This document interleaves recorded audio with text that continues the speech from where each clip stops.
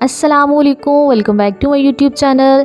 Viewers, Rabeeca Khan की शादी के फंक्शन तो ख़त्म होने का नाम ही नहीं ले रहे, बल्कि ये भी हुकूमत के वादों की तरह लंबे ही होते जा रहे हैं। फाइनली प्री एंगेजमेंट के बाद आज रबीका की एंगेजमेंट थी। एंगेजमेंट की ये रस्म बहुत ही डिसेंट तरीके से की गई। शूट के लिए जो एरिया चूज़ किया गया वो बहुत ही खूबसूरत था। रबीका और हुसैन 3 ने एक साथ हॉल में एंट्री की। उसके बाद रबीका ने हुसैन को प्रपोज़ किया तो हुसैन ने भी आगे बढ़कर रबीका को रिंग पहनाई। बिलाशुबा ये जोड़ी बहुत ही हसीन लग रही थी।